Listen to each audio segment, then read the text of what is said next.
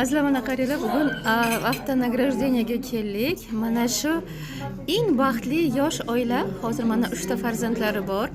3-chi farzandlari yaqinda dunyoga keldi. Bugun mana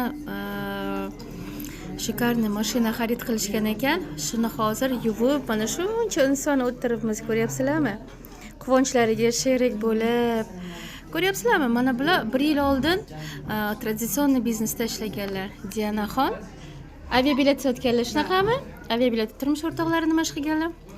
1 yil bo'ldi hozir bu korporatsiyaga kelganiz. Qanday kelib qol? Diana bizga anchagina suhbatlar nima qilib berganlarda, siz boshiga qarshilik qilgansiz. Nima uchun qarshilik qilgansiz? Ishonmadingizmi bu korporatsiyani bunaqa rezultatga erishganlarga? Diana, qanaqa bo'lish, qiyinchiliklarni yengib o'tish? Да, он вначале был против, boshida ko'p qarshiliklar ko'rgan, lekin minutku nimaga qaraganda, чем наша прошлая жизнь, раньше как мы жили, да, сейчас наша жизнь намного красочнее, намного интереснее bo'lib qoldi, да. Это во-первых. Во-вторых, мы работали во всех сферах. Грубо говоря, в Москве, где мы только не работали. Что я men вот qayerda g'ana ishlamadim, уборкадан boshlab, yana boshqa ishlarda ishlaganman.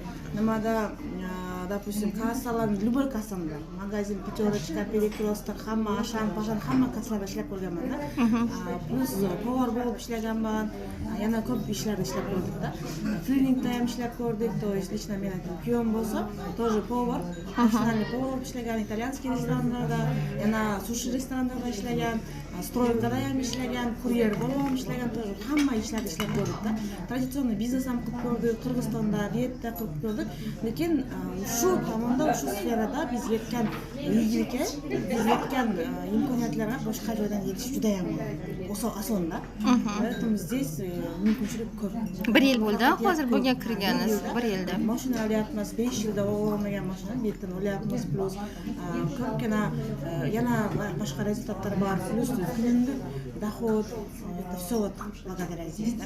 Она миллион получает в месяц. С 3 детьми сидит дома и миллион получает.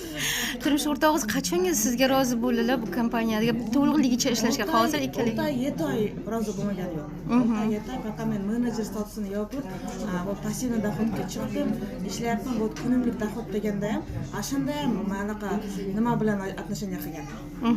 Посмотрим, debchi. То есть вот только вот несколько месяцев буквально был o'sha поддержка qilib o'sha yuribdi-da.